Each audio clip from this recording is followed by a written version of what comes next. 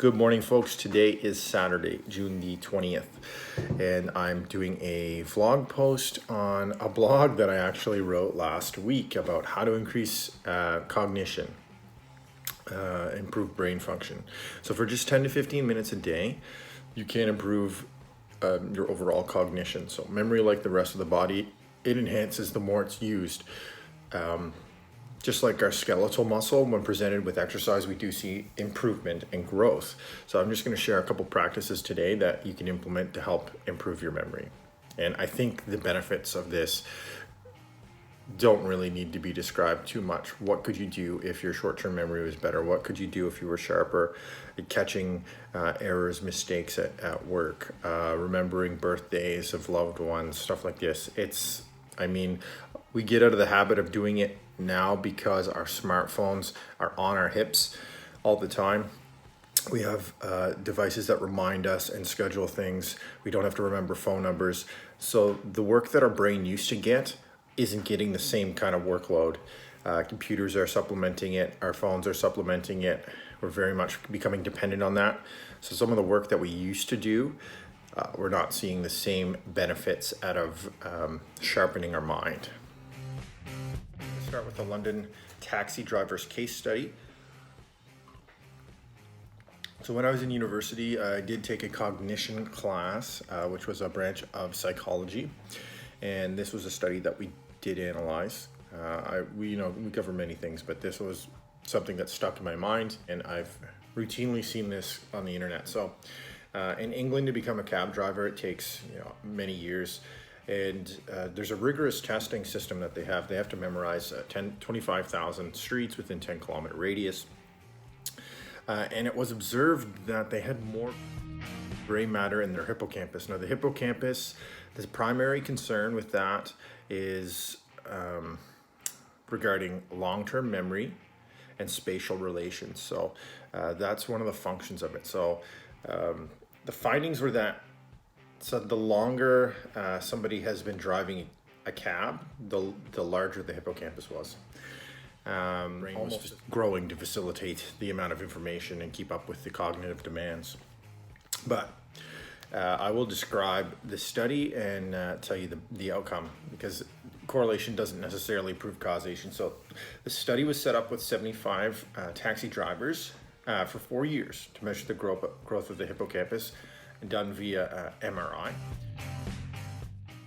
They also measured the development in 31 people who were not trying to become taxi drivers. So 31 normal Joes. They were the same age, socioeconomic status, IQ, education level. At inception, everybody had the same size hippocampi. 4 years later, 39 of the 79 taxi drivers or aspiring taxi drivers had actually received their licenses.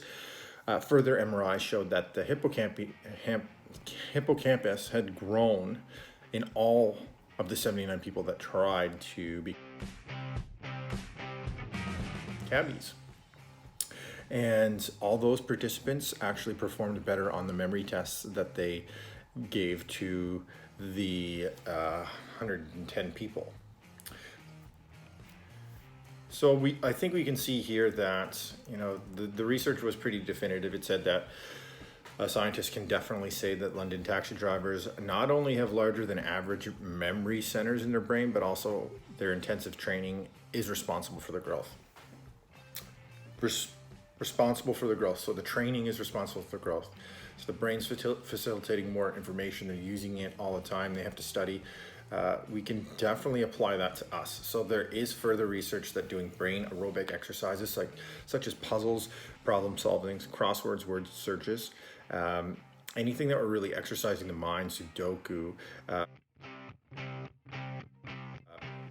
does help. So to qualify as a good brain aerobic, an exercise or activity must have a novel stimulus, must be various, so we're not going to be doing the same tasks, and present some sort of challenge. It's not going to be easy because if you think about it, we are at work a lot of the time.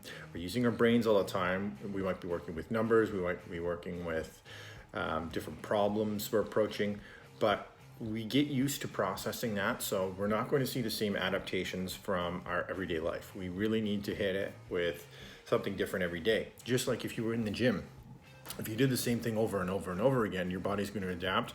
You're not going to see the same benefits. So that's why you need to periodize or periodically change the stimulus. So whether it's increasing your reps, increasing your time under tension, increasing your speed, increasing the weight, whatever. You need to change those variables to continue the progress. So the application here, we can see that memory training not only causes the adaptations, but also physical changes. So by playing memory games, 10 minutes a day, you can see improvements over time. Some of the practices that I personally use, you download some brain game apps. So Luminosity is one. You can find that online on your phone. Elevate is another one, very similar. Both are free. They have the paid access. I just do the free ones. If you download a couple of the free ones, then you can get a 10-minute workout. Really focus on what you're looking to improve. If you play games that are focusing on short-term memory, you're going to be developing that. If it's long-term, facilitating the information for a longer duration, it's going to be that. If you cue games up that are related to spatial relations, you're going to be honing that skill. Reaction time, all of those things are different aspects of how the brain is working, and we can enhance all of them. Some other activities that do enhance cognition and probably seem unconventional, but problem solving games, computer games for hand-eye, chess, checkers. I think chess is well known. It's been around for thousands of years.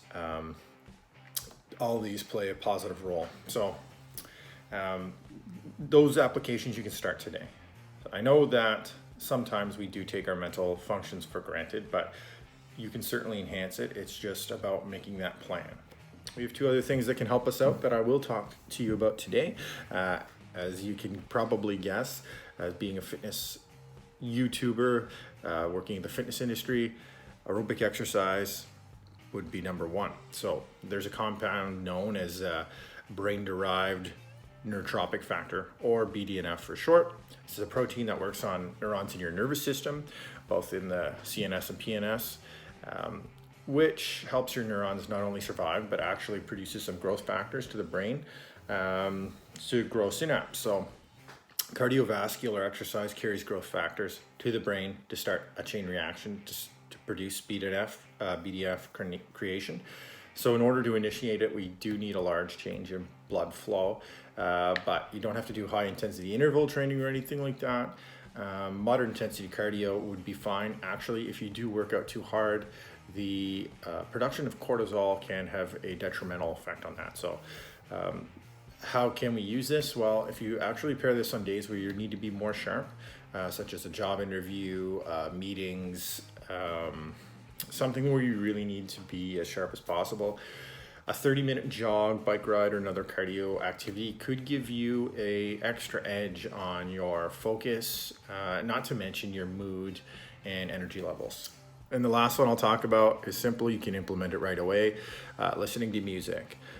Many positive effects listening to music. It results in dopamine release in your brain, and dopamine will help make you smarter and sharper. Exposure to music significantly can increase blood flow into the brain versus the calamine pathway. If you want a 2.0, learn to play an instrument. Massive amount of effects on memory and higher executive brain function when you're learning to play an instrument. Highly correlated with math, actually. So if you're reading music, everything's based out of the mathematics, and then just learning songs. So when you're learning a piece on guitar or piano or even lyrics, you're memorizing things. So you're actually working with your memory. You're using your working memory to get those done. So if you're looking to increase cognition, what I would recommend, downloading a couple of memory apps like I talked about. Set aside 10 to 15 minutes a day. Do them in the morning before your day starts. Get up extra early if you don't have time, but everybody's on their phone all the time. At the end of the day, we shouldn't be, but you're on your phone. Download these, make it a little bit more productive. And get time in for cardio training at least 3 times a week. If you do have busy days that you need to really be sharp, pair it with that and listen to your favorite types of music. There's many strategies that we can use to improve cognition. These are just a few. There's dietary hacks, supplements known as nootropics, as well as just normal dietary supplements have a positive effect on it. So I'll explore that later, but the key here is clarity, intention, and consistency. Guys, please like, share, and subscribe. I know it's a different direction. I did want to talk about this. I think it is important because fitness is more than just skeletal muscle, cardio muscle. It's also, like I said, our mental health, it's our cognition, spiritual health, and I don't mean that in a religious connotation. You can take from it what you will, but spiritual health, practicing gratitude, meditation, journaling, being a positive individual and trying to focus on the better things, the light at the end of the tunnel, trying to focus on the good and spreading that to everybody around you. So again, like, share, and subscribe. All the best.